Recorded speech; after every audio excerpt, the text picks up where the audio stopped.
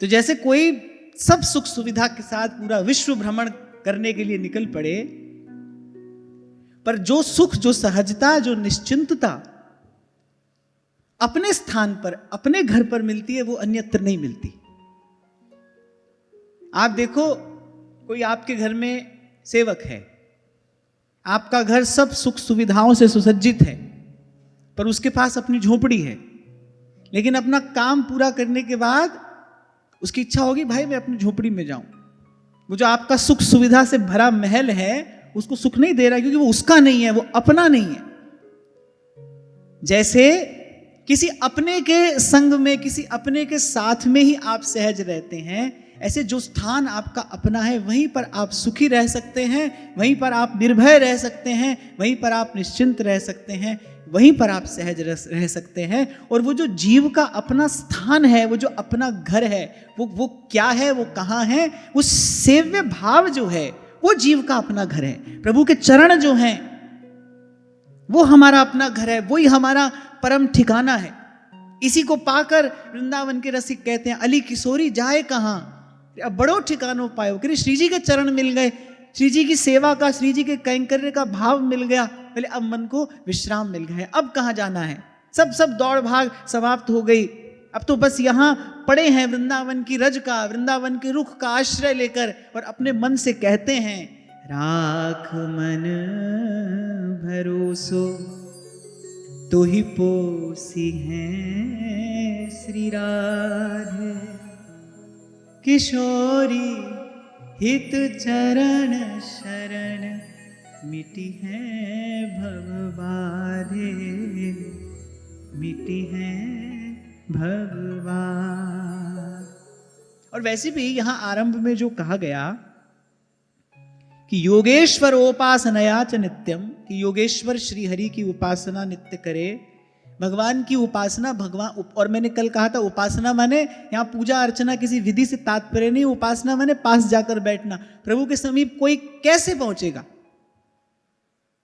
सेवा भाव को धारण करके ही प्रभु के निकट पहुंचा जा सकता है ना। तो इसीलिए इस बात का स्मरण किया था कि सेवक सेव्य भाव बिन भव न तरिय उर्गारी। कहीं भी कोई भी भटक सकता है, पर भगवान का सेवक न भूल सकता है न भटक सकता है, क्योंकि उसकी संभार, उसकी रखवाली पल पल प्रभु स्वयं करते हैं। ऐसी प्रभु करत दास पर प्रीति। और अनेक अनेक स्थानों पर, अनेक अनेक प्रसंगों में, अनेक अनेक घटनाओं में इस बात का स्पष्ट दर्शन होता है कि प्रभु की सर्वाधिक प्रीति अगर किसी पर है, सर्वाधिक स्नेह अगर किसी पर है, तो अपने सेवक पर ही है। कल हम चर्चा कर रहे थे, कभी कभी श्री प्रिया जी प्रसन्न होकर किसी सहचरी की सेवा पर रीझ कर उसको लालजी को ही दे देती है। तो जो आंतरिक स्नेह है वो किस पर अधिक है? लालजी पर अधिक है या सहचरियों पर अधिक है? सहचरियों पर अधिक है। इसीलिए तो सहचरियां श्री कृष्ण संग पर्यंत सुखों का त्याग करके और एक मना होकर सतत निरंतर श्री वृषभानु नंदिनी के श्री चरणारविंद की सेवा करती हैं, उन्हीं का अर्चन आराधन करती हैं, वही उनका प्राण जीवन धन है। महाप्रभु सुधानिधि में कहते हैं कि साचेद राधा रचयति कृपा दृष्टिपातम कदाचन मुक्तिस्तुच्छी भवति बहुशः प्राकृता प्राकृत श्री। ऐसा श्लोक आपको सारे भक्ति सिद्धांत में कहीं नहीं मिलेगा। मैं बड़ी दृढ़ता पूर्वक की बात कह रहा हूं। जब महाप्रभु कहते हैं ना कि रहो दास्यम तस्याः किमपि वृषभानोर व्रजवरीयसः पुत्र्याः पूर्ण प्रणयरस मूर्तेर यदि लभे। अरे यदि वृषभानु नंदिनी का एकांतिक दास्य मिल जाए, अगर वृंदावन के निभृत निकुंजों में श्री प्रिया जी मुझे अपनी सेवा में रख लें, फिर तदा न किम धर्मैहि, बोले हमको धर्म से क्या लेना देना है। किम सुरगणैहि, बोले देवी देवताओं से हमारा प्रयोजन क्या है। तदा न किम धर्मैहि किम सुरगणैहि। और फिर उसके आगे कौन रह जाता है? सबसे पहले तो भाई संसार है, फिर उसके बाद देवी देवता हैं, उसके बाद ब्रह्मा विष्णु शंकर हैं। तो सबसे पहले महाप्रभु कह रहे तदा न किम धर्मैहि किमु सुरगणैहि, कह रहे किम च विधिना और किम ईशेन श्याम प्रिय मिलन यत्नैरपि च किम। ईशेन, यहां तक की बात तो आपको अन्यत्र मिलेगी, पर श्याम प्रिय मिलन यत्नैरपि च किम, ये बात मेरे महाप्रभु जी के अतिरिक्त और कोई नहीं कह सकता। जिन्होंने ये शपथ पूर्वक कहा, कहने का साहस किया, क्योंकि यही उनके जीवन का सत्य है कि रहो को काहू मन ही दिए, और मेरे प्राणनाथ श्री श्यामा मैं शपथ करूं तृण छिए। महाप्रभु कह रहे अगर मैं असत्य कहता हूं तो हमको तिनका भी ना मिले, शपथ करूं तृण छिए। तो प्रिया जी का सर्वाधिक स्नेह जो है वो सहचरियों पर है, और सहचरियां भी श्री कृष्ण संसर्ग जन्य जो सुख है। ये बात कह दी मैंने, एक क्षण लगा कहने में, आपने सुन ली, पर अगर कोई शुद्ध बुद्धि से इसका विचार करे, यहां किसको सादर अस्वीकार किया जा रहा है? वो कोई लौकिक अलौकिक पारलौकिक सुख नहीं है, वो स्वर्ग की सुख संपदा नहीं है, वो ब्रह्मा का पद नहीं है, वो क्या है?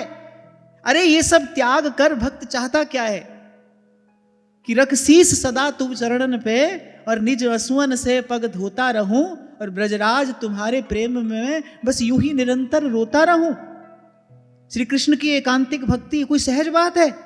अरे जन्म जन्मांतरों के साधन के पश्चात भी महाप्रभु कहते हैं, यो ब्रह्म रुद्र शुक नारद भीष्म मुख्यैरालक्षितो न सहसा पुरुषस्य तस्य, उसको भी छोड़ रहे हैं, उसको भी एक और रख रहे हैं, इसमें भी हमारी रुचि नहीं है, हम इसको भी सादर अस्वीकार करते हैं। परेश भजनोन्मदा यदि शुकादः किम ततः परम तुम राधिका पदरसे मनोमज्जतु, हमको तो श्री जी के चरणों की सेवा मिल जाए। तो जैसा श्री जी का, जैसा श्री किशोरी जी का सहचरियों के प्रति स्नेह है, वैसा ही समर्पण, वैसा ही उत्कट भाव सहचरियों का भी श्री जी के प्रति है। तो खैर हम बात ये कर रहे थे कि ये जो सेवक सेव्य का भाव है ना, यही हमारा अपना घर है। जब इस भाव में हम पहुंचेंगे तभी हमको चैन मिलेगा, तभी विश्राम मिलेगा। ये जो दौड़ भाग है तभी समाप्त होगी। जैसे कल एक बहन ने प्रश्न पूछा, जूता पहन के नाम जप हो रहा है, ये तो बहुत दूर से देखना समझना है ना। ज्ञान की दृष्टि से देखो, वो जो ज्ञान का लेंस है उससे लगाकर देखो, तो जीवात्मा ने हार्ड मांस का कपड़ा तो 24 घंटा ही पहना है। तो आपको ऐसे लगता है भाई ईट पत्थर के घर में आप रहते हो, ना, जीवात्मा को रहने के लिए, सुख पूर्वक रहने के लिए एक सुंदर सरस भाव चाहिए। और वो भाव क्या है? सेवक सेव्य भाव बिन भवना तरिये उर्गारी। और गोस्वामी जी कह रहे अस सिद्धांत विचार, ये सिद्धांत है। सिद्धांत माने जो आदि से अंत तक सिद्ध है, उसमें किसी प्रकार का कोई परिवर्तन नहीं होता। संसार को आप सिद्ध नहीं कह सकते, इसीलिए महादेव कह रहे हैं सत हरि भजन जगत सब सपना। स्वप्न सिद्ध नहीं होता, ऐसी संसार है, सिद्ध नहीं होता। सिद्ध वो जो अपने स्वरूप में स्थित रहे आदि से अंत पर्यंत। तो गोस्वामी जी कह रहे ये सिद्धांत है। कोई सत्ययुग में भगवान का भजन करे या इस घोर कली काल में, कोई भी भूल जाएगा, कोई भी भटक जाएगा, लेकिन जो इस भाव में स्थित है ना कि मैं प्रभु का सेवक हूं, प्रभु मेरे स्वामी हैं, वो नहीं भूलेगा, वो नहीं भटकेगा। क्यों? क्योंकि करऊं सदा तिनकी रखवारी, ये भगवान का प्रण है भाई, उसकी संभाल हम करेंगे। तो श्री सनत कुमार जी आत्म कल्याण का पथ प्रशस्त करते हुए महाराज पृथु से कह रहे हैं, बोले सबसे पहले तो शास्त्र के गुरु के वचनों में श्रद्धा रखे, पूर्ण विश्वास रखे, और वो उसके बाद भागवत धर्मों का अनुष्ठान करे, श्रवण कीर्तन स्मरण, किसी भी प्रकार से इसका विचार आप कर सकते हो, सत्संग सेवा स्मरण। और मैंने कहा था और सरलता से भागवत धर्म को समझना हो तो श्री नरसिंह मेहता जी का पद पढ़ना, वैष्णव जन तो तेने कहिए कि पीर पर आई जाने रे। उसमें उन्होंने एक प्रकार से वैष्णव धर्म का सांगोपांग, भागवत धर्म का पूर्ण वर्णन कर दिया है। और फिर कहा ज्ञान योग की निष्ठा से अपने मन में इस बात को दृढ़ता पूर्वक धारण करे, भाई ये जो संसार रूपी प्रपंच है ना, इससे मुक्ति किसी भी पुरुषार्थ से नहीं होगी, इससे मुक्ति किसी भी प्रकार के साधन से नहीं होगी। इससे मुक्ति तो जब गुरु के चरणों में जाकर बैठेंगे, श्रद्धा पूर्वक गुरुजनों के वचनों का, उस वचनामृत का सेवन करेंगे, औषधि इस संसार रूपी प्रपंच से हमको मुक्त करेगी। अब भाई पोथी पढ़ने को तो व्यास जी ने सारी पढ़ डाली। आपसे मैंने उस दिन भी कहा था, एक बार इस घटना का विचार करना, 5 बैलगाड़ी पोथी की भर के लाए वृंदावन, कितना बड़ा परिश्रम किया। अच्छा चलो बैलगाड़ी में भर के लाए सो लाए, पोथी भी कितनी परिश्रम से लिखी गई होंगी, कोई प्रिंटिंग प्रेस थोड़ी थी उस समय, एक एक पोथी हाथ से लिखी हुई पोथी थी, कितना अथक परिश्रम करके उन पुस्तकों का संग्रह किया गया होगा, तो सब लेकर वृंदावन आए। क्यों? क्योंकि अभी मन की जो दौड़ है वो शांत नहीं हुई, अभी कुछ और चाहिए, वो भीतर का अभाव मिटा नहीं। समाधान कब हुआ? जब गुरु के चरणों में बैठकर जो गुरु का वचनामृत पान किया, उसको जब मंत्र मानकर अपने जीवन में धारण किया, बस उसी क्षण विश्राम हुआ। आपको कहा था मैंने, अब इस स्थान में रुई भरी हो, ये स्थान पूरा रुई से भरा हो, लेकिन उस रुई को जलाने के लिए इतनी अग्नि नहीं चाहिए, एक चिंगारी पर्याप्त है। व्यास जी समर्पित हुए और महाप्रभु जी तो समर्थ हैं ही, बस एक क्षण में दीपक सोन लगी, दीपक हुई। व्यास जी को बोध हो गया, वो जो जीवन भर अर्जित की थी जानकारी, मैं उसको ज्ञान नहीं कह रहा क्योंकि ज्ञान तो गुरु से मिलता है, पुस्तक से जानकारी मिलती है, इंफॉर्मेशन। वो जो जीवन भर जानकारी एकत्रित की थी, व्यास जी ने उसको व्यर्थ जाना, इसीलिए तो दौड़े।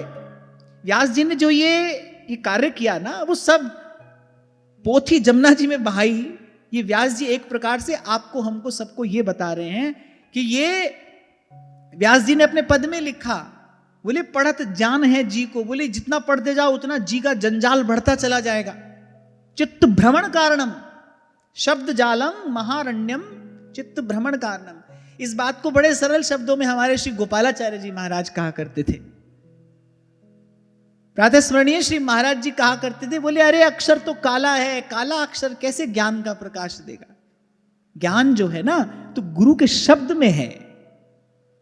जासु वचन रवि करही निकर, जब जीवन में गुरु का ज्ञान रूपी सूर्य उदय होता है, तब ये मोह का अंधेरा छटता है, तब सही और गलत, हित और अहित, उचित और अनुचित का भेद स्पष्ट होता है। तो ज्ञान योग की निष्ठा हो, माने हमारी किस साधन में निष्ठा हो? सरल शब्दों में अगर हम इसको कहें, हमारी निष्ठा कहां होनी चाहिए? हमारी निष्ठा सत्संग में होनी चाहिए। संत मिले और उसके श्री चरणों में बैठकर हमको भगवत लीला कथा, भगवत गुणानुवाद श्रवण करने का अवसर मिले। कहा था ना मैंने आपसे, नवदा भक्ति में पहली भक्ति श्रवण कही गई है। 900 पानों में कहीं भी अध्ययन नहीं कहा गया, श्रवण करिए, गुरुजनों से श्रवण करिए। कुछ दिन पहले एक बहन ने प्रश्न पूछा तो था कि मैं जितनी बार भगवत गीता पढ़ती हूं उतनी बार अलग ही अर्थ समझ में आता है, कभी क्या समझ में आता है, कभी क्या समझ में आता है। क्यों? क्योंकि बुद्धि संशयात्मिकता है, क्योंकि बुद्धि संशयात्मिका है। कभी बुद्धि कैसी है, कभी बुद्धि कैसी है। अच्छा, बुद्धि पे तो तीनों गुणों का प्रभाव है, कभी बुद्धि में तमोगुण का प्रभाव अधिक होता है, कभी रजोगुण का प्रभाव अधिक होता है। तो जैसी बुद्धि होगी, अब भाई आंख पर जिस रंग का चश्मा पहनोगे वैसा ही दृश्य तो दिखाई पड़ेगा, जैसी बुद्धि होगी वैसा ही अर्थ आप जानोगे, समझोगे। और बहुत बार तो अर्थ का अनर्थ ही हो जाता है। इसीलिए हमारे यहां बड़ा सावधान किया गया है, आरंभिक काल में केवल और केवल सिद्धांत का ही चिंतन करना चाहिए, नाम जपना चाहिए और सिद्धांत का चिंतन करना चाहिए। 2 काम करिए, प्रथम नाम हरिवंश हित रट रसना दिन रैन, और सेवक वाणी का आश्रय लीजिए। या फिर ध्रुवदास जी ने जो भजन शत पर्यंत सिद्धांत कहा है, उस वाणी का पाठ करो, उसका अर्थ विचारो, उसका चिंतन करो। सीधे सीधे लीला का चिंतन नहीं करना चाहिए। लीला कैसी है? त्रिगुणातीत है, माया काल से परे की लीला है।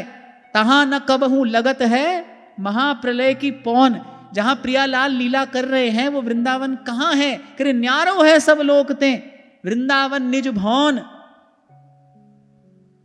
तो वो जो वृंदावन धाम है, प्रियालाल हैं, सहचरियां हैं, वो जो नित्य विहार है, वो तो माया काल और त्रिगुण से परे की वस्तु है। हम पड़े हैं अभी यहां, हमारा मन बुद्धि अभी तीनों गुणों से बंधा है, तीनों गुणों के चिंतन से लिप्त है।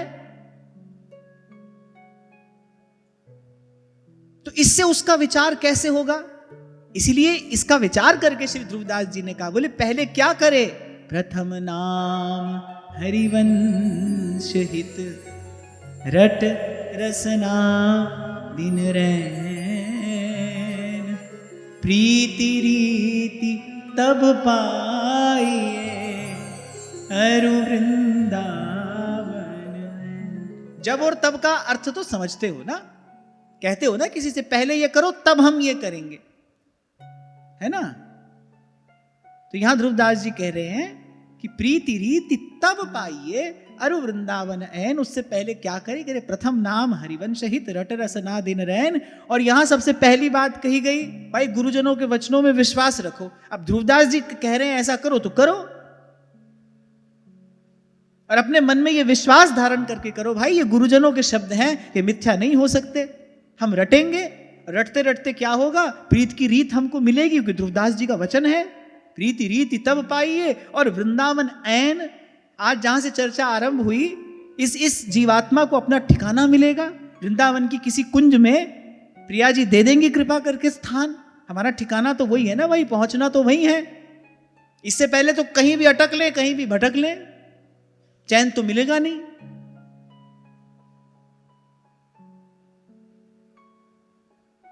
तो जो हितोपासक है, दीक्षा के आरंभिक काल में सत्संग श्रवण करे, सिद्धांत की जो वाणियां हैं उन्हीं का चिंतन करे, उन्हीं का मनन करे और नाम जप करे। क्योंकि दीक्षा के समय ये संकल्प कराया जाता है ना, भाई दीक्षा के बाद कोई भी दिन बिना नाम और वाणी के नहीं जाना चाहिए। अब वाणियां तो बहुत विस्तृत हैं, तो उसमें भी मैं आपको स्पष्ट करके बता रहा हूं, आरंभिक काल में तो केवल सिद्धांत का ही चिंतन करना चाहिए। मैं तो कहता हूं कि कुछ काल तक तो निश्चय पूर्वक सेवक वाणी का ही आश्रय लेना चाहिए। उसके प्रसाद से क्या होगा, सेवक वाणी का चिंतन करते करते, सेवक वाणी का प्रसाद क्या है, श्री हरिवंश नाम में निष्ठा। सेवक वाणी का चिंतन करते करते श्री हरिवंश नाम में निष्ठा होगी, और जैसे ही निष्ठा पूर्वक नाम जप करना आरंभ करोगे, नाम अपना वैभव प्रकट करेगा।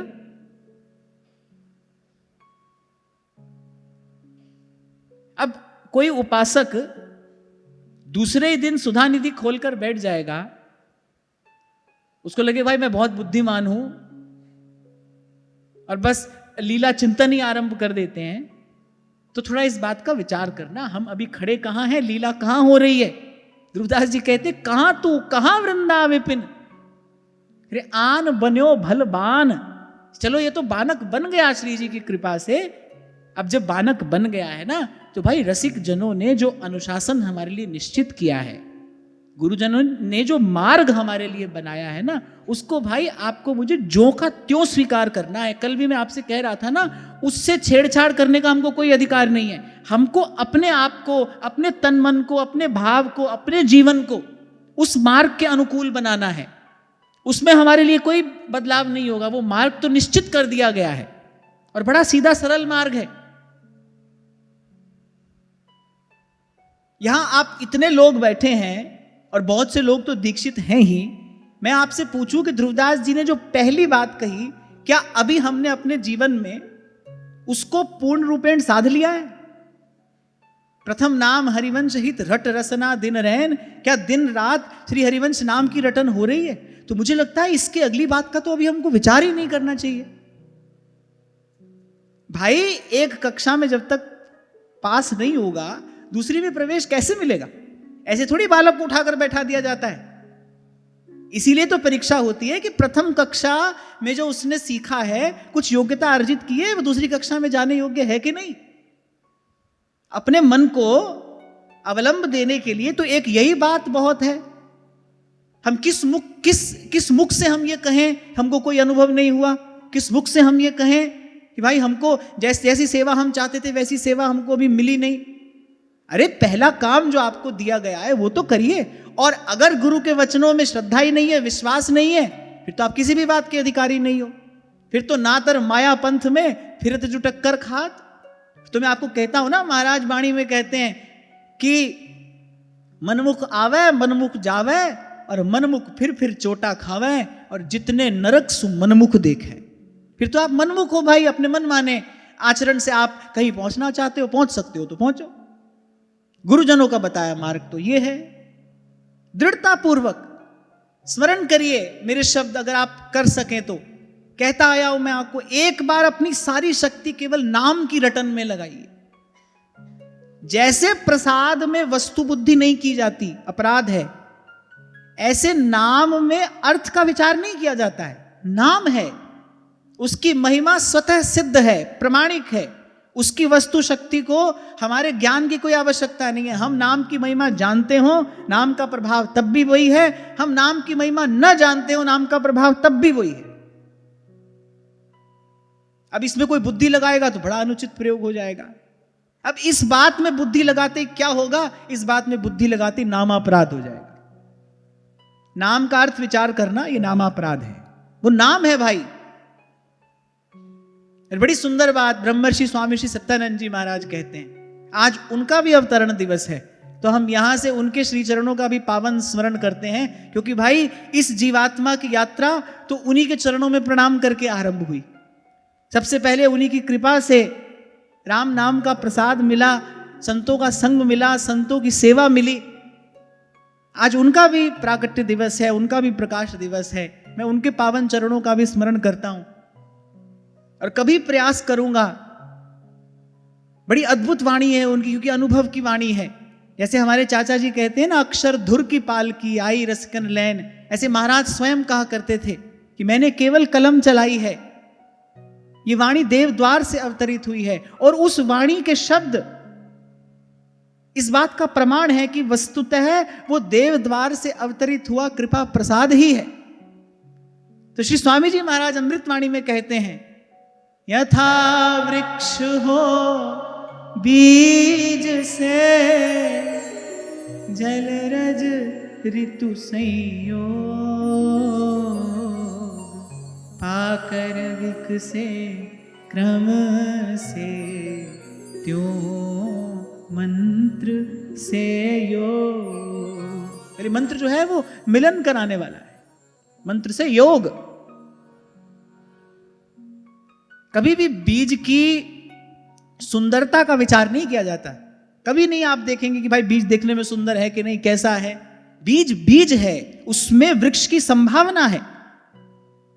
ऐसे ही नाम में कुछ और विचार नहीं किया जाता।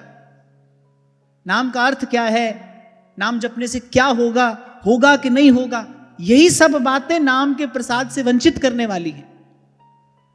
और हमारे यहां तो यहां तक कहा है संतों ने, इन सब बातों का विचार करने से नामापराध होता है। अब कोई बड़ा बुद्धिमान हो, वो कहे कि भाई इससे ऐसे कैसे हो जाएगा, तो ये बुद्धि का अनुचित प्रयोग है, क्योंकि यहां पर बुद्धि लगाना यही अपराध है। इसके लिए क्या चाहिए? प्रथम हृदय श्रद्धा जोगर। अब एक प्रकार से हम देखें तो कहीं किसी वाणी में थोड़ी ऐसा लिखा है कि ह अक्षर में हरि बसे, र में राधा नाम। किसी रसिक हृदय का अनुभव ही तो है। नाम जपते जपते, नाम रटते रटते नामी ने अपना यह रहस्य किसी रसिक के सन्मुख उजागर किया, और उस रसिक ने इस रहस्य का प्रकाश हमारे लिए किया कि ह अक्षर में हरि बसे और र में राधा नाम, वह अक्षर वृंदा विपिन स सहचरी अभिराम। यद्यपि सेवक जी महाराज ने संकेत तो किया, विद्या हरिवंश मंत्र चतुरक्षर, जपत सिद्धि भव उद्धरणम, जय जय हरिवंश जगत मंगल पर श्री हरिवंश चरण शरणम। सेवक जी महाराज ने संकेत तो किया, लेकिन किसी ने सेवक जी महाराज की इस वाणी में पूर्ण श्रद्धा, पूर्ण विश्वास रखकर जब नाम रटा होगा, जब नाम जपा होगा, रटा होगा, ध्याया होगा, तभी तो नाम ने अपना रहस्य उजागर किया होगा। किसी बड़भागी के सन्मुख तो ये रहस्य उजागर हुआ। ह अक्षर में हरि बसे, र में राधा नाम, व अक्षर वृंदा विपिन स सहचरी अभिराम। तो जैसे बीज में वृक्ष रहता है गुप्त रूप से, एक प्रक्रिया से उसको प्रकट किया जाता है, ऐसे ही नाम में नामी का समस्त ऐश्वर्य और माधुर्य अंतर्हित रहता है। एक प्रक्रिया से उसको प्रकट किया जाता है। नाम नामकारी बहुधा निज सर्वशक्ति तत्रार्पिता नियमिता स्मरणे न काले।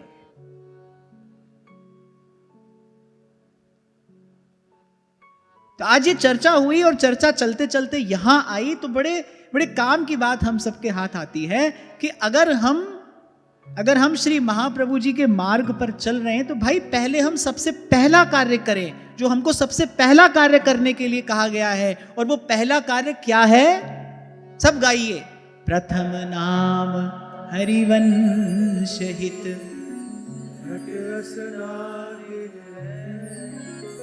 प्रीति रीति तब पाइए अरु वृंदावन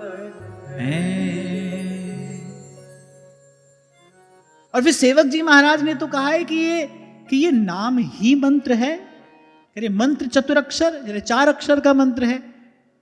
मंत्र का जब पुरस्चरण किया जाता है ना, तो उस मंत्र में जितने वर्ण होते हैं उसका 1 लक्ष गुना जप किया जाता है, और कलयुग में 4 लाख गुना जप किया जाता है। ऐसा ही होता है ना, 4 लाख गुना जप किया जाता है, तब मंत्र का पुरस्चरण होता है।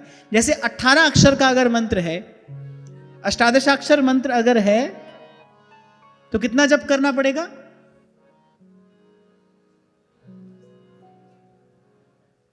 72 लाख।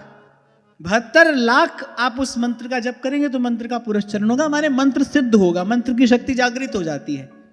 मंत्र का देवता जो है वो अधीन हो जाता है। देवता मंत्र के अधीन होते हैं, तो जो मंत्र सिद्ध कर लेता है देवता को उसके अधीन होना पड़ता है। अच्छा, यहां भी देखो, छोटा सा मंत्र और अद्भुत शक्ति संपन्न देवता उसके अधीन है। यदि मंत्र के अधीन देवता हो सकता है, अब ब्रह्मास्त्र में इतनी शक्ति है कि वो सारे ब्रह्मांड को नष्ट कर सकता है। अब वो सारे ब्रह्मांड को नष्ट करने वाला जो ब्रह्मास्त्र है कितना बड़ा होगा बताओ? इतना इतना इतना कितना बड़ा होगा? सारे ब्रह्मांड को नष्ट करने की सामर्थ्य जिसमें है, वो ब्रह्मास्त्र कितना बड़ा होगा? अब कोई कह रहा है इतना, कोई कह रहा है इतना। नहीं, ब्रह्मास्त्र प्रकट में कोई शस्त्र होता ही नहीं है, वो तो मंत्र है। एक तिनके पर भी यदि उस मंत्र को जप कर ब्रह्मास्त्र का संधान किया जाता है तो वो तिनका ही ब्रह्मास्त्र हो जाता है। तो वो पूरे ब्रह्मांड को नष्ट करने वाली जो शक्ति वो रहती किस में है? मंत्र में रहती है। तो यहां से नाम में जो निहित शक्ति है उसको समझने का प्रयास करना चाहिए। राम नाम में राम को सदा विराजित जान। तब महाराज कहते यथा वृक्ष हो बीज से, जैसे बीज से वृक्ष होता है, कैसे होता है? जल रज ऋतु संयोग। भूमि चाहिए, जल चाहिए और अनुकूल ऋतु चाहिए। कह रहे जल रज ऋतु संयोग यथा वृक्ष हो बीज से, कह रहे पाकर विक से क्रम से त्यो मंत्र से योग। और श्री स्वामी जी महाराज ने भी नाम को ही मंत्र कहा है। आप अगर सुधर्म बोधिनी पढ़ें तो श्री लाडली दास जी महाराज ने सेवक वाणी की बड़ी अद्भुत व्याख्या की है। मुझे एक बार परम श्रद्धेय श्री उत्तम दास जी महाराज ने ऐसी आज्ञा दी थी कि कभी आप इसकी चर्चा अवश्य करें। तो अब की बार मेरी इच्छा थी कि हितोत्सव का समय आएगा तो हम कुछ उसकी चर्चा करेंगे, क्योंकि बड़े डूबे हुए रसिक थे। श्री हरिवंश नाम ही उनका जीवन था। तो वो नाम रटते रटते वो जो नाम का असमोर्ध वैभव उनके सन्मुख प्रकट हुआ, सो उन्होंने उसको ग्रंथ में, उस अनुभव को उस ग्रंथ में बड़े सुंदर प्रकार से कहा। तो सब बात कहने के बाद अंत में क्या कहते हैं? उस ग्रंथ का उपसंहार कहां आकर करते हैं? यानी हरिवंश नाम निज मंत्र है, दंपति प्राण आधार। 4 वर्ण को मंत्र है, 4 वेद को सार। हरिवंश नाम निज मंत्र है, दंपति प्राण आधार। अब किसी ने कहा बोले हमने सुना है निज मंत्र 12 अक्षर का होता है। अब अगर आप हरिवंश नाम का विस्तार करो तो 12 ही अक्षर है। हरि में कितने अक्षर हैं? 2। राधा में 2, 2 और 2। वृंदावन में, सहचरी में 4, 4, 8 और 4। तो ये 12 वर्ण का मंत्र हुआ कि नहीं हुआ? है ना? जब नाम जपते हो तो नाम अपना रस रहस्य आपके सन्मुख प्रकट करता है। आज लगता है हनुमान जी की कृपा है जो ये सब चर्चा होनी आरंभ हो गई। इनका चर्चा चलते चलते कहां आ गई? तो हनुमान जी आपको हमको सबको ये प्रसाद दे रहे हैं। यद्यपि ये सब बात सभा में कहने की नहीं है, और मैं तो ऐसा विचार ही करके नहीं आया था, आज तो चर्चा ही कुछ और होनी थी। पर आते ही हमने हनुमान जी को प्रणाम किया तो हनुमान जी ने द्वार खोल दिया। देव द्वार खोलने वाले तो हनुमान जी हैं ना, भक्तों के संतों के सहायक तो वही हैं।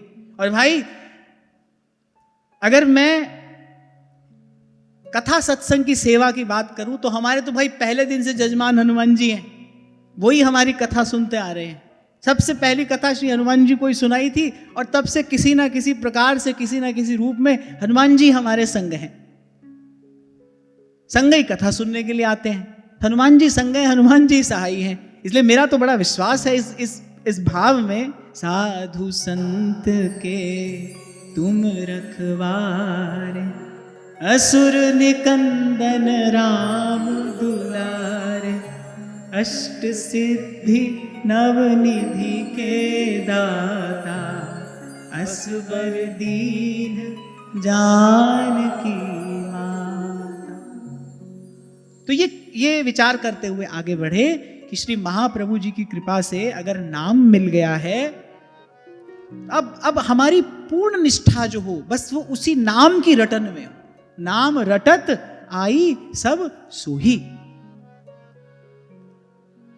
आपको बताऊं, आरंभ के कुछ वर्षों में मैंने अपने शयन कक्ष में बहुत बड़े बड़े अक्षरों में सन्मुख ये लिख कर रखा था कि नाम रटत आई सब सोही। वही इस बात का विस्मरण नहीं होना चाहिए हमको। येन केन प्रकारेण बस इसी भाव को आधार बनाकर और बस नाम रटते जाना है।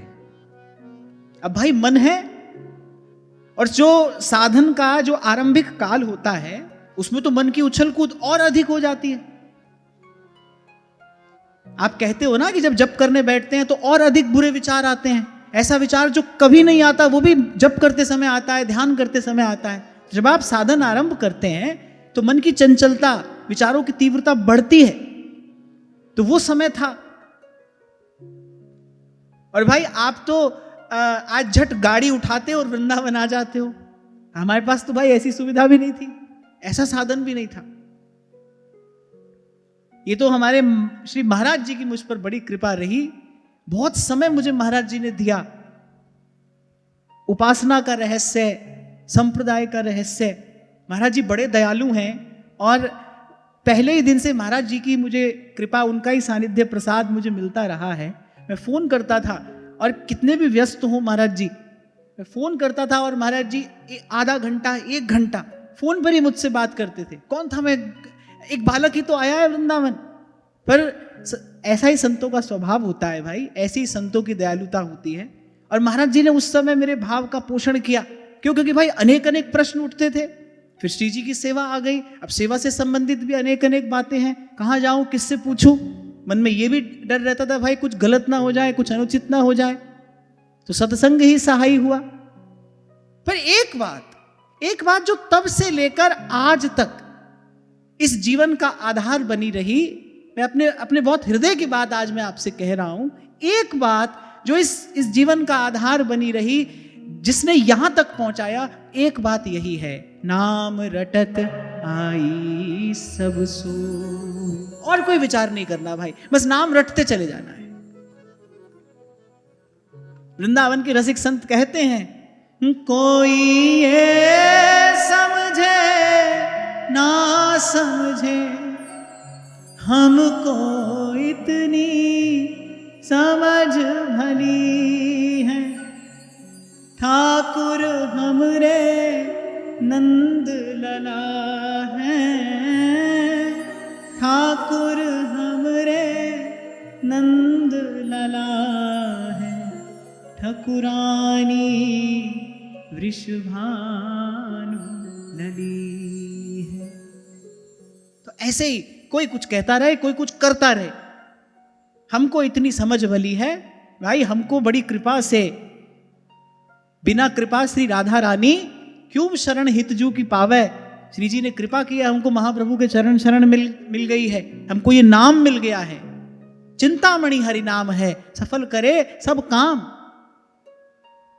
हमको ये चिंतामणि प्राप्त हुई है।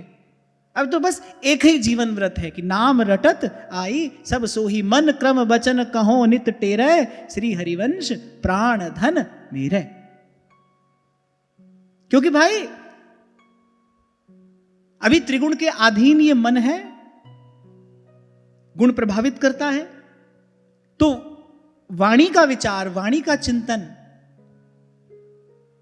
करने की स्थिति भी सब समय नहीं होती। अगर किसी समय मन विचलित है, अगर किसी समय मन बाहर की किसी परिस्थिति से प्रभावित है, तो उस समय सीधे सीधे बैठकर आप चतुरासी खोलकर किसी पद का विचार नहीं कर सकते। मन योग्य ही नहीं है उसके। जैसे मैले कुचैले आप निज मंदिर में कैसे प्रवेश कर जाओगे? निज मंदिर में जाने के लिए तो भाई पहले स्नान करना पड़ेगा ना, शरीर को शुद्ध करना पड़ेगा। ऐसे ही अब किसी समय मन कैसा है, किसी समय मन कैसा है, तो सब समय भाई वाणी का भी विचार नहीं किया जा सकता। सब समय तो केवल एक नाम का ही सहारा है। इसीलिए सेवक जी महाराज कहते एक शब्द हरिवंश नाम राख्यो समीप करी। यही हमारा धन है, यही हमारी संपत्ति है, और बस इसी में लगे रहना है। रट रसना दिन रैन। तो एक बार सब प्रेम से गा लेते हैं, फिर आगे बढ़ते हैं। रट हरिवंश जप हरिवंश श्री हरिवंश सुनाम रे। रट हरिवंश जप हरिवंश श्री हरिवंश सुनाम रे। रट हरिवंश जप हरिवंश श्री हरिवंश सुनाम रे। रट हरिवंश जप हरिवंश श्री हरिवंश सुनाम रे। रट हरिवंश जप हरिवंश श्री हरिवंश सुनाम रे। रट हरिवंश जप हरिवंश श्री हरिवंश सुनाम रे। रट हरिवंश जप हरिवंश श्री हरिवंश सुनाम रे। रट हरिवंश जप हरिवंश श्री हरिवंश सुनाम रे। रट हरिवंश जप हरिवंश श्री हरिवंश सुनाम रे। रट हरिवंश जप हरिवंश श्री हरिवंश सुनाम। और श्री हरि की उपासना की भी विशिष्ट विधि बताते हुए कहते हैं कि नित्य प्रति पुण्य कीर्ति श्री भगवान की पावन कथाओं को सुनने से वो जो श्रवण है ना, वो सीधे भगवत सानिध्य में ले जाता है। और अगर कोई भगवान का भक्त सुना रहा है तो वो तो सुनाते सुनाते आपको दिखा भी देगा। क्यों? क्योंकि वो देख कर सुना रहा है, इसीलिए सुनाकर दिखा सकता है। एक पढ़कर सुनाता है, एक देख कर सुनाता है। श्री कबीर जी कहते हैं ना, कोई कहता पोथिन की लेखी, मैं कहता आंखन की देखी। मैं कहीं से पढ़कर तुमको नहीं सुना रहा हूं, कबीर जी कहते हैं, मैं कहता आंखन की देखी। ऐसे कोई आपको कथा पढ़ के सुनाएगा, उससे तो अच्छा है खुद ही पढ़ लो। कोई आपको पढ़ के सुना रहा है, उससे तो अच्छा है आप ही पढ़ो। तो कोई आपको केवल पढ़ के सुना रहा है, लेकिन कोई है जो भगवान नाम की कृपा से, लीला चिंतन की कृपा से आपको देख कर सुना रहा है। जो देख कर सुना रहा है ना, वो आपको सुनाते सुनाते दिखा देगा, वो आपको अनुभव करा देगा। रीझ गए महाप्रभु जी नरवाहन पर, और सुनाते सुनाते दिखा दिया ना। नरवाहन प्रभु निहार, लोचन भर घोषनार, नकसिक सौंदर्य काम दुख निकंदिनी। और नरवाहन का जो वो काम दुख था, कामना का ही तो कांटा गड़ा है, जिसके कारण चला नहीं जाता भजन के पथ पर। वो जो काम दुख था नरवाहन का, वो जो कामना जीव को जन्म जन्मांतर से सता रही है, बार बार संसार में डालती है, श्री महाप्रभु जी ने कृपा दृष्टि के नरवाहन को कामना मुक्त कर दिया। कि देख नरवाहन प्रभु निहार, लोचन भर घोष नार, नक्सिक सौंदर्य देख काम दुख निकंदिनी। दर्शन मदन गोपाल मनोहर, मनसिज ताप निवारे। युगल का रूप कैसा है? कह रहे मनसिज ताप निवारे। ध्रुवदास जी कहते हैं ना, जाके चरण की परछाई देख कोटि कोटि मनोज रति सहित लुंठित हुए। आहा, एक एक पंक्ति में ध्रुवदास जी ने क्या कह दिया। अब लगे रहो बरसों इसका विचार करो। जहां के चरण की परछाई देख कोटि कोटि मनोज रति सहित लुंठित हुए। कैसा होगा श्री कृष्ण का सौंदर्य। तभी महाप्रभु कह रहे रसघन मोहन मूर्ति, और उस पे भी निकुंज की सीमा में तो कैसी छवि है। रसघन मोहन मूर्ति विचित्र केली महोत्सव उल्लसितम। और कैसा दर्शन हो रहा है। राधा चरण विलोडित रुचिर शिखंडम हरिम वंदे। आज तो कोई विशेष ही कृपा हो रही है भाई। घूम घूम कर पहुंच रहे हैं हम यहीं पर।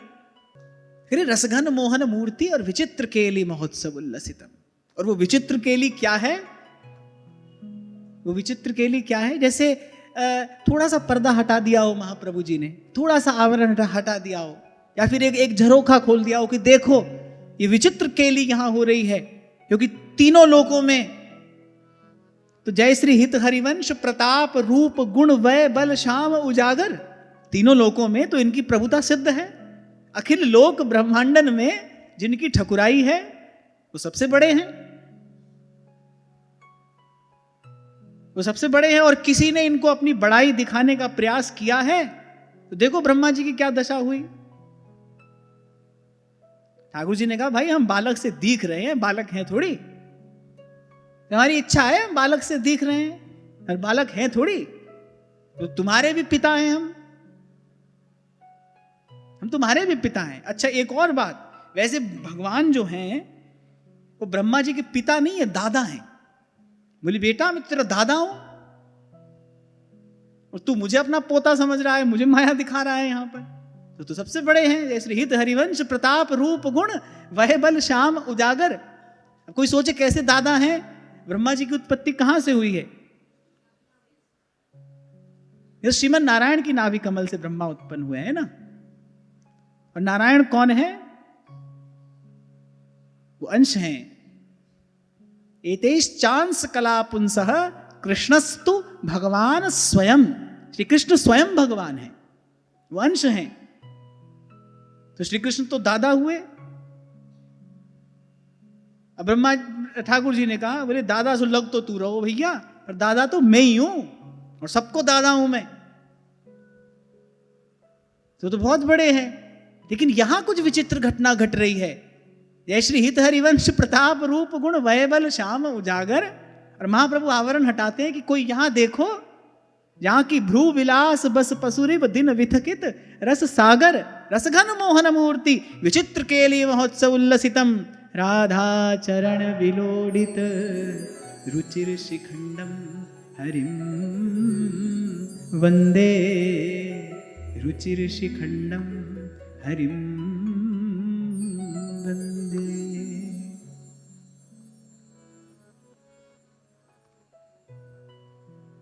तो जो देख कर सुना रहा है वो आपको सुनाते सुनाते दिखा देगा। यही भेद है हमारे जो भक्तों के, भक्त संतों के जो पद हैं, जो उनकी वाणी है, और एक साधारण कवि की जो कविता है, उसमें यही भेद है। वो जो कवि कह रहा है ना, वो उसकी बुद्धि की खींचातानी है, उसके मन बुद्धि का ही अनुभव है। लेकिन हमारे संत भक्तों ने जो गाया है, ये मन वाणी से परे की वस्तु, कृपा प्रसाद उनको मिला है और उन्होंने फिर इस रस का उद्गलन किया है। इनका ये एक एक शब्द जो है, मंत्र है, जो जो बात कही जा रही है उस बात का अनुभव कराने में समर्थ है ये शब्द। तभी चाचा जी कहते हैं अक्षर धुर की पालकी। बोले अक्षर नहीं है। आप समझिए इस बात को क्या कह रहे हैं। बोले जो वाणी का अक्षर है, बोले वो अक्षर नहीं है, अक्षर धुर की पालकी। बोले वो अक्षर क्या है, वो तो वहां से आई पालकी है। आई रसिकन लैन वाह वाह करी रह गए और चढ़े सो पहुंचे ऐन। एक बार सेवक वाणी पढ़ ली, फिर पूछ रहे गुरु जी से सेवक वाणी तो पढ़ ली, अब और क्या करें। ये है वाह वाह करी रह गए, ऐसे करोगे तो यहीं रहोगे। करे चढ़े सो पहुंचे ऐन। ये तो बार बार बार बार बार बार गाने के लिए है, बार बार ध्याने के लिए है। जपत हरिवंश और हरिवंश वाणी, सेवक जी महाराज कह रहे हैं जो वाणी है ना, ये भी जपने के लिए ही है। जैसे मंत्र बार बार जपा जाता है, ऐसे ही ये वाणी है। और आप इसका हो सके तो स्वयं अनुभव करो। जितनी बार आप गाओगे, सुन मेरो वचन छबीली श्री राधा, तै पायो रस सिंधु अगाधा। जितनी बार आप गाओगे उतनी बार आपको नवीन ही अनुभव होगा। एक ही सवैया या एक ही कवित्त, ऐसी है ललित प्यारी, लाल जू की प्राण प्यारी, डीठ हूं न ठहरात, कैसे कह निहारिए, जाकी परछाई पे कोटि कोटि चंदरू, दामिनी भामिनी काम, कोटि कोटि भारिये। अब जितनी बार गाओ उतनी बार वो जो प्रिया जी की ललित छवि है उसमें कुछ नवीनता आपको अनुभव होगी। ये ध्रुवदास जी की वाणी की सामर्थ्य है। क्यों? क्योंकि जिस रूप का वर्णन ये शब्द कर रहे हैं, दिने दिने नवम नवम नमामि नंद संभवम, वो रूप क्षण क्षण में नवीन ही है भाई। और वस्तुतः ऐसा ही है। आप देखो, एक प्रकार से श्री महाप्रभु जी तो केवल 84 पद कहकर गए। अगर सिद्धांत के पद हम मिला लें तो 108 पद हैं। 4 दोहा को मिलाकर 108 पद है, एक माला पूरी होती है। उसी में सिद्धांत भी कहा और उसमें महाप्रभु जी ने रस का गान भी किया है। उन्हीं को आधार बनाकर, और आप देखो कितना विपुल साहित्य राधा वल्लभ संप्रदाय में प्रकाशित हुआ है। कितना विपुल साहित्य है। अकेले 4.25 लाख पद तो चाचा श्रीहित वृंदावन दास जी के ही मिलते हैं। पूरे जीवन में तो व्यक्ति सूची भी नहीं बना सकता जितना जितना साहित्य उपलब्ध है। रसिकों ने कितना ये रस गाया है। ये इस बात का प्रमाण है कि जब जब देखो तेरो मुख प्यारी, तब तब नयो नयो लागत। आप कभी ऊब ही नहीं सकते, मन कभी इससे उपरत नहीं हो सकता। क्यों? क्योंकि इसमें आत्मा का रस, आत्मा का सुख छिपा है। लेकिन जैसे मैंने कहा ना कि एक मंत्र को, उसमें जितने वर्ण हैं 4 लाख गुना करके जब तो पुरस्चरण होता है, मंत्र सिद्ध होता है। ऐसे ही ये पद भी मंत्र हैं। सूरदास जी ने कहा श्री गोस्वामी जी के लिए, बोले उनकी कविता कविता नहीं है भाई, मंत्र है, भगवान से मिलाने वाली है। और मैंने आपसे कल ही कहा था, मंत्र का अर्थ क्या होता है, किस लिए होता है मंत्र? कह रहे मननात् त्रायते इति मंत्र है। जो मनन करने पर त्राण दे, मन के क्लेश को दूर करे, वो मंत्र है। तो 84 का पद मंत्र नहीं है। ध्रुवदास जी की वाणी मंत्र नहीं है, मंत्र ही तो है। बहुत ऊपर के धरातल पर जब आप खड़े होते हैं ना, तब आपको लगता है भाई ये नाम है, अब ये मंत्र है, अब ये मंत्र है। थोड़ा आप उपासना में जब प्रवेश करते हो ना, ये सब भाई कर्मकांड आदि में तो ठीक है, कौन से देवता के लिए कौन सा मंत्र है, उसका कौन ऋषि है, उसकी क्या विधि, ये सब बात वहां तो ठीक है। यहां तो वृंदावन में प्रेम की नदी बहे चहु और।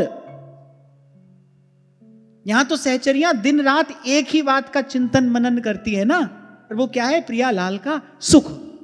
यहां तो उपासना का मंत्र क्या है? तत्सुख सुखित्वम, यही उपासना का मंत्र है। इसी का मनन करने से त्राण है। जब तक अपने सुख का विचार करो तब तक हाय हाय है। जैसे प्रियालाल के सुख का विचार करने में लगो, उस क्लेश से छुटकारा है। तो ये मंत्र हुआ कि नहीं हुआ? तो इसलिए सब प्रकार के अन्य विचारों का त्याग करते हुए मनसा वाचा कर्मणा, मन क्रम वचन कहो नित टेरे, और श्री हरिवंश प्राण धन मेरे। और ये प्रसाद आज आपको मेरी ओर से नहीं, ये प्रसाद आज आपको श्री हनुमान जी की ओर से मिल रहा है। मैं तो खुद ही आश्चर्य में पड़ा हूं। कभी कभी ऐसे लगता है ना, भले वो लेश मात्र ही वो भाव हो कि भाई हमको सुनाना है, हम सुना रहे हैं। आज पता चल रहा है ना हमको सुनाना है ना हम सुना रहे हैं। यहां तो प्रोग्राम करने वाला कोई और होता है, और इसी में सुख है भाई। हम तो यंत्र बनकर पड़ जाएं, फिर वो बजाने वाला उस यंत्र पर बजाए अपना मनचाहा संगीत। मैं यद्यपि प्रयास पूर्वक कभी इसे सोचकर नहीं आता कि क्या कहना है, क्योंकि आरंभ में जब 2-4 बार सोच कर आए तो वो तो कह ही नहीं पाए, तो मुझे लगा भाई ये क्यों करना है, जो प्रभु की इच्छा होगी वो होगा। और आज तो इसका प्रत्यक्ष प्रमाण ठाकुर जी ने दे दिया। तुम कुछ भी सोचो पर वही ही जो राम रचि राखा। तो ये करना है ये नहीं करना है, इसका अपने को विचार ही क्यों करना है। जो काम हमको करना चाहिए उसी में दिन रात लगते हैं ना। रट हरिवंश जप हरिवंश श्री हरिवंश सुनाम रे।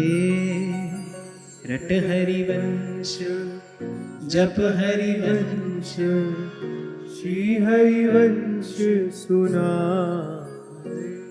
क्योंकि भाई हम हजार बातें यहां कहें सुने तो वो कहने सुनने का फल क्या है। जैसे सब पुस्तक पढ़ डालो, सब वेद शास्त्र कंठस्थ हो जाएं, सबका फल क्या है कि भाई भगवान का भजन हो रहा है कि नहीं हो रहा। हो रहा है तो सब ठीक है, नहीं हो रहा है तो सब बेकार है। ऐसे हम भी यहाँ, चाहे हम श्रीमद् भागवत का आश्रय लेते हों, हम मानस की बात करते हों, हम संतों की वाणियों का चिंतन करते हों, इसके सार स्वरूप हम चाहते क्या है।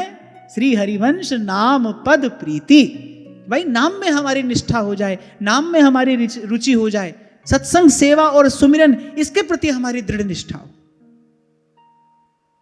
जब निश्चय कर लेगा ना मन कि भाई इसी मार्ग से मेरा कल्याण होगा, फिर आपको मन को उसमें लगाना नहीं पड़ेगा, मन लग जाएगा उसमें। आज तक मन यही तो कर रहा है, जहां उसको अपना हित दिखाई पड़ता है वो वहां दौड़ जाता है। आप रोकते रह जाओ। मन को अगर कहीं पर रस दिखाई पड़ रहा है, मन को अगर कहीं रसानुभूति हो रही है, आप उसका हाथ पकड़ के पैर बांधकर कितना भी बैठाने का प्रयास करो, वो तो वही पहुंच जाता है। होता है कि नहीं ऐसा। तो जिस दिन मन को यह समझ में आ जाएगा ना भाई इस रास्ते पर चलने पर मेरा कल्याण है, इस रास्ते पर चलूंगा तो मुझे सच्चे सुख की प्राप्ति होगी, बस उस दिन सारा प्रयास समाप्त हो जाएगा, उस दिन भजन सहज हो जाएगा।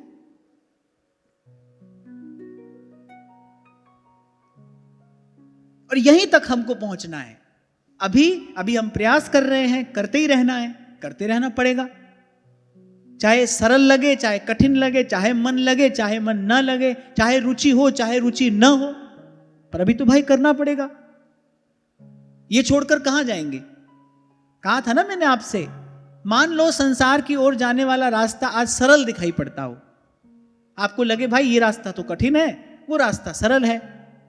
अब भाई सरल रास्ता दिखाई पड़ रहा है तो ये अर्थ थोड़ी है भाई उस पर चलकर और अंधे कुएं में जाकर गिर जाएंगे, उस कांटों की झाड़ी में अपने आप को ले जाकर डाल देंगे जिसमें उलझ उलझ मर जाना है। रास्ता सरल हो कि कठिन हो, मन लगे कि मन न लगे, मन की रुचि हो कि ना हो, कम हो कि अधिक हो, चलना तो भाई इसी रास्ते पर है, जाना तो यही है, सुख तो इसी रास्ते पर चलकर मिलेगा ना। इसीलिए कभी आपसे मैंने कहा था भाई मन को सन्मार्ग पर लाने के लिए भजन करना है, मन को अच्छा लगने के लिए भजन नहीं करना है कि मन को अच्छा लग रहा है तो भजन करेंगे, नहीं लग रहा है तो नहीं करेंगे। आधे से अधिक साधकों की यही स्थिति होती है। आज मन नहीं था, आज मन नहीं लगा, आज मन नहीं किया। अरे जिस दिन मन नहीं था, जिस दिन मन नहीं लगा, उस दिन तो अगर 2 माला रोज करते हो तो उस दिन 4 करो। रोग बढ़ा है, मन में रोग बढ़ा है, तभी तो मन की रुचि नहीं हो रही। कहीं ना कहीं पूर्व का कोई पाप सामने आया है, हमसे व्यवहार में कोई भूल हो गई है, आहार में, आचार विचार में कोई त्रुटि हो गई है, तभी तो मन में वो विकार पैदा हुआ है। किसी क्रिया की प्रतिक्रिया ही तो है वो। तो उस दिन तो मुझे लगता है कि दुगना मंत्र जप करना चाहिए, दुगना नाम जप करो, इच्छा भी नहीं हो तो भी सत्संग श्रवण करो। कभी कभी ऐसा होता है जब शरीर रोगी हो जाता है, कुछ भी अच्छा नहीं लगता। रोगी व्यक्ति को कभी कभी कुछ अच्छा नहीं लगता, पर भाई औषधि अच्छी लगे ना लगे, पथ्य अच्छा लगे ना लगे, लेना तो पड़ता है भाई। अगर स्वस्थ होना है तो लेना पड़ेगा। ऐसे ऐसे भाई अनेक अनेक प्रकार के विचार करके किसी भी प्रकार से रट हरिवंश जप हरिवंश श्री हरिवंश सुनाए। कभी आपको लगे भाई इस समय जप हो सकता है, मन थोड़ा शांत है, तो जप करो, पर जप नहीं हो सकता तो उस समय रटो। और आपको लगता है भाई बैठने की स्थिति ही नहीं है, तो चलते फिरते गाओ, ध्याओ, सब सुविधा हमको उपलब्ध है। हमको श्री जी की कृपा से ऐसा मार्ग मिला है जिस पर कोई बंधन है ही नहीं। स्नान क्रिया जप तप नहीं, सेवक जी महाराज ने स्पष्ट कहा है। हमको तो किसी प्रकार का बंधन ही नहीं है। हमारे महाप्रभु जी की यही तो हम पर कृपा है, विधि निषेध नहीं, दास अनन्य उत्कट व्रतधारी।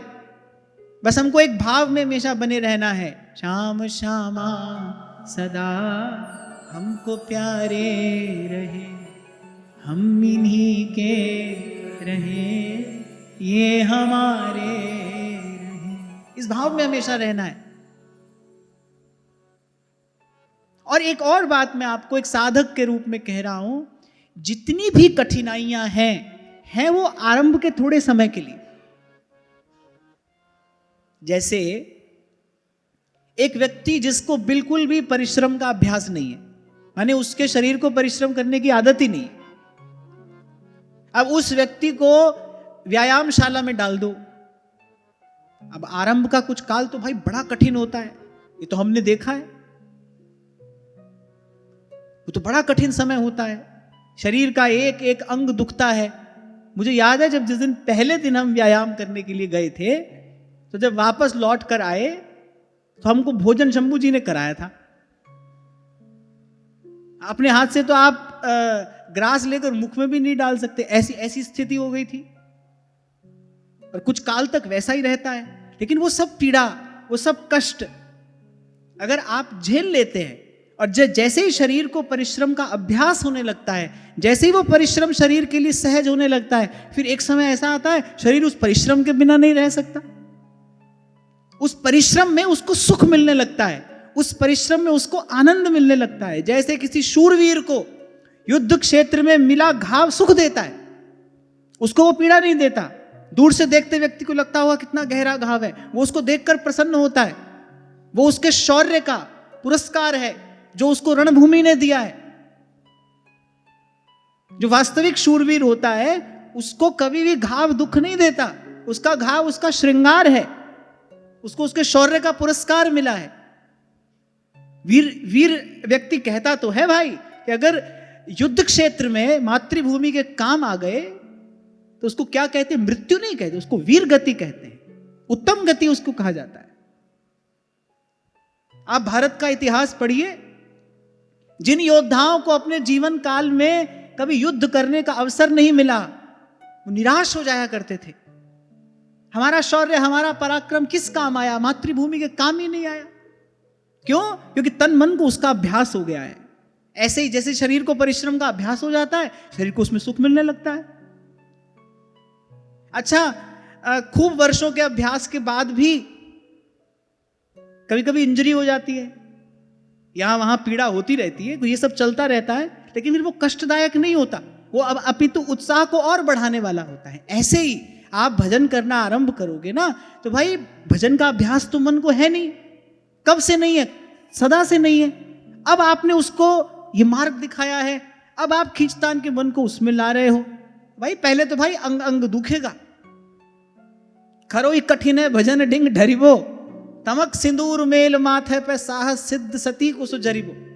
आप कहते हो कभी कभी मन नहीं लगता, मैं कहता हूं कभी कभी मन लगे, यही बहुत बड़ी बात है।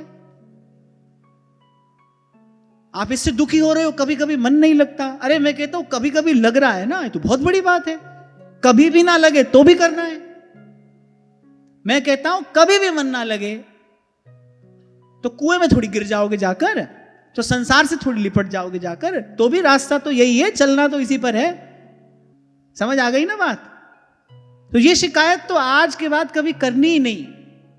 इस विचार को अपने भीतर स्थान नहीं देना, इस विचार को सत्ता नहीं देनी अपने भीतर कि मेरा भजन में मन नहीं लग रहा, मेरी भजन में रुचि नहीं है। अनेक अनेक प्रश्न आपका मन खड़े कर देगा।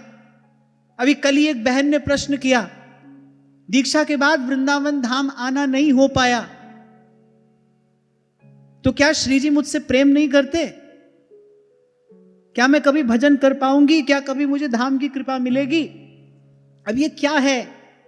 ये मन बुद्धि के बुने हुए विचार हैं, और मन बुद्धि का कार्य यही है, ऐसे विचारों का जाल बुन के आपको उसमें उलझाए रखना।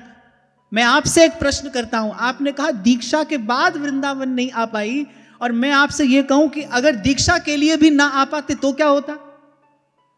श्री जी ने कम से कम आपकी इतनी व्यवस्था तो कर दी ना, आपको दीक्षा मिल गई, आपको जपने के लिए नाम मिल गया, आपको पढ़ने के लिए वाणी ग्रंथ मिल गए, और सुनने के लिए सत्संग तो भाई आज सारी दुनिया में सबको उपलब्ध है। आपकी दीक्षा हो गई, तो जो आपके जीवन में सकारात्मक हुआ है उसको देखिए ना। जहां श्री जी ने आप पर कृपा की है, आप उस कृपा का अनुभव करिए ना। तो मन क्या करेगा? मन आपको ऐसे ही व्यर्थ के विचारों में उलझाए रखेगा। हमसे हो पाएगा कि नहीं हो पाएगा, हम कर पाएंगे कि नहीं कर पाएंगे। तुमसे नहीं हो पाएगा, तुम नहीं कर पाओगे, फिर भी करना है। कुंवरी किशोरी नाम सो उपजो दृढ़ विश्वास। बड़ी बात यह है भाई, लगे रहना है इसमें। और आप मेरी बात का विश्वास कर सकते हो, आपकी इच्छा हो तो।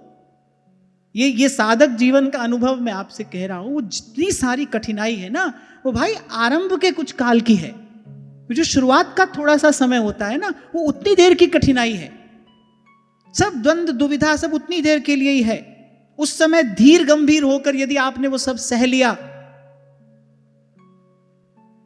तो फिर आशा का सूर्य उदय होता है। फिर उसके प्रकाश में ये मार्ग आपको स्पष्ट दिखाई पड़ता है। और बहुत समय पहले मैंने आपसे कहा था, बहुत समय पहले आपसे मैंने कहा था, न देरी से घबराना और न दूरी से घबराना। इस मार्ग पर चलने में ही बड़ा सुख है।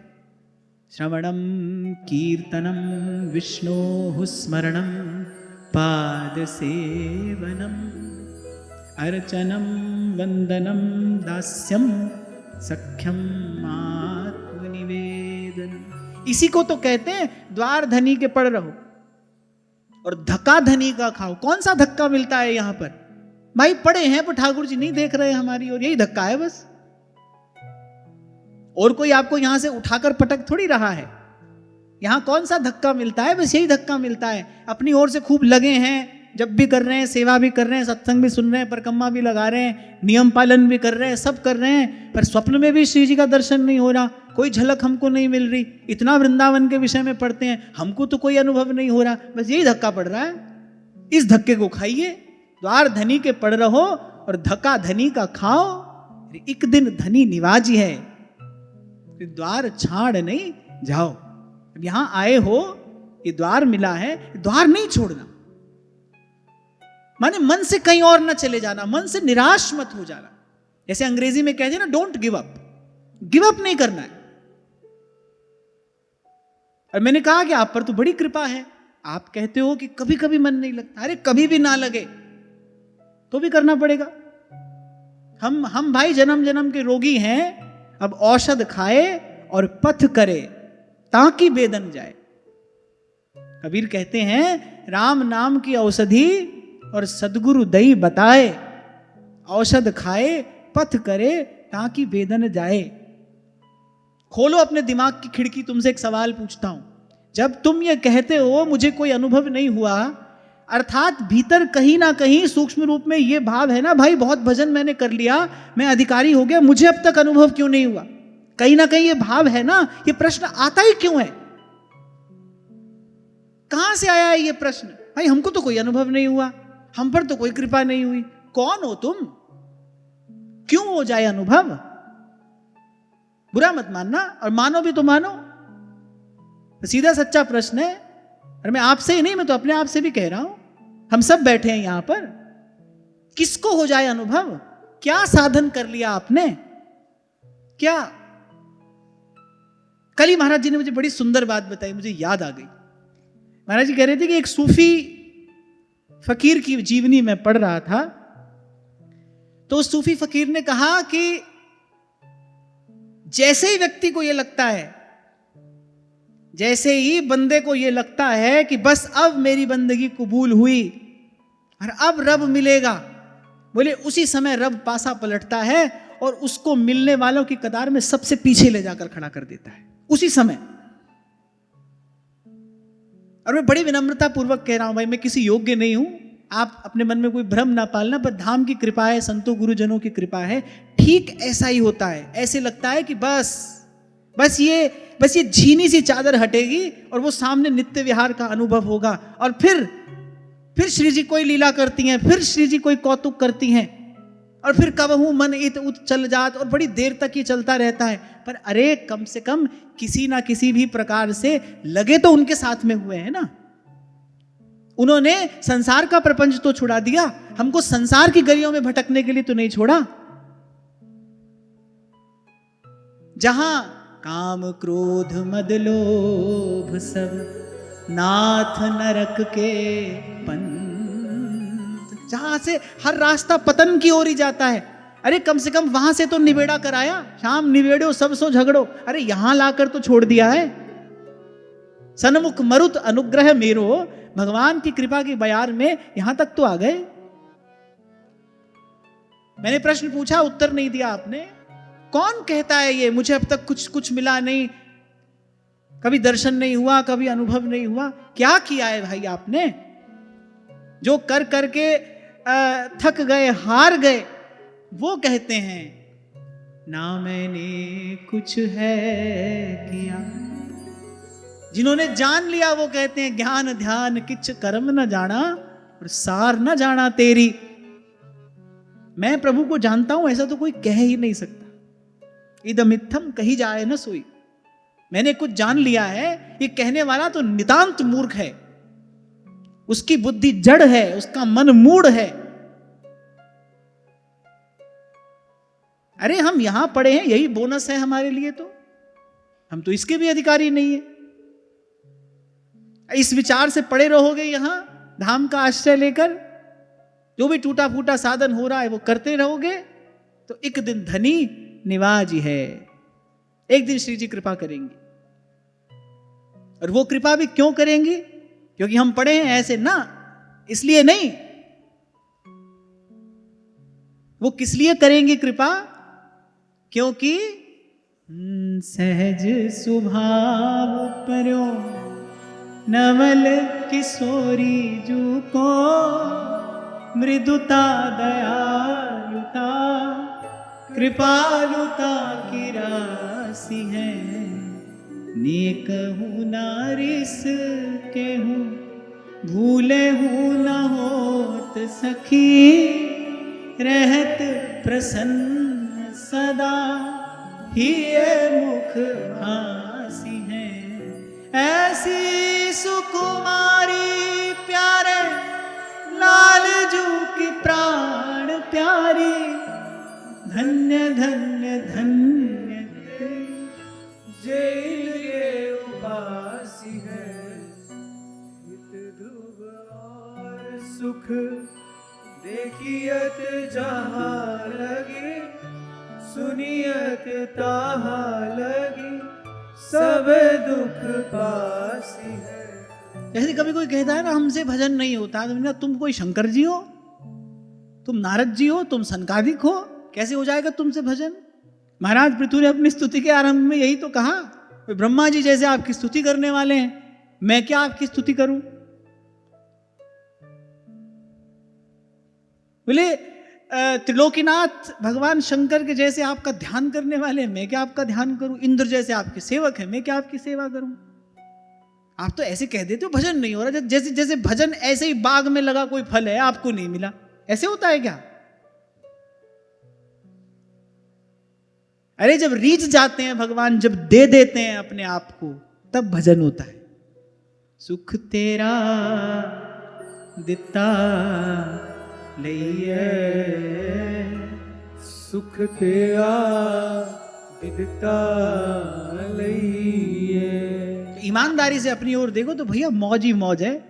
वृंदावन धाम मिल गया, राधा वल्लभ लाल मिल गए, महाप्रभु की चरण शरण मिल गई, लाडली लाल ने ऐसी सत्संग की रोज व्यवस्था कर दी, और यहां से जाने के बाद लड्डू पेड़ा भी तुमको मिल जाता है, सब व्यवस्था ठाकुर जी ने कर दी, तो मौज ही मौज है।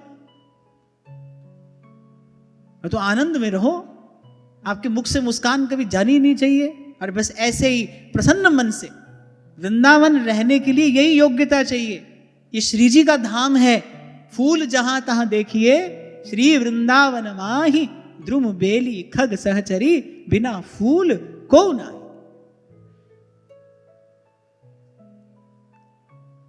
इस दृष्टिकोण से देखो कहां है दुख, कहां है कष्ट, कहां है क्लेश, कहां है कोई पीड़ा। पूरा वातानुकूलित आपका घर हो, पूरा वातानुकूलित आपका घर हो और सांझ के समय अपने घर के बगीचे में थोड़ी देर आपको बैठना हो और वहां भी आप कहो कि भाई बड़ी गर्म हवा चल रही है, बड़ी गर्मी है, तो वो तो गर्मी नहीं है भाई, वो तो आपका नखरा है। बड़े लोगों का ऐसा नखरा होता है, बढ़िया एसी से बाहर निकल कर आए शाम को अपने घर के बगीचे में, सेवक ठंडा ठंडा शरबत ठंडाई सब परोस रहे हैं और वहां पर बैठकर भी कह रहे बड़ी गर्मी है, इट्स टू हॉट। अब कोई गर्मी थोड़ी है भाई। तो ऐसे जो छोटा मोटा झटका अपने को यहां लग जाता है, बिच बिच सुख दुख देह के है आवत अनियास, कोई दुख थोड़ी है। श्री जी ने अपनी चरण शरण में रखा है भाई। बड़ी कृपा है, बड़ी कृपा है, बड़ी कृपा है। महारंक को प्रेम साधन लुटाया, जिन्होंने ललित नेह नाता निभाया, ही व्यास नंदन की बोलते हैं, उन्हीं व्यास नंदन की वे बोलते हैं। आज की वार्ता ही श्री जी के चरणों में निवेदन करते हैं। आप सबके हृदयस्थ हित प्रभु को, भाव प्रभु को प्रणाम।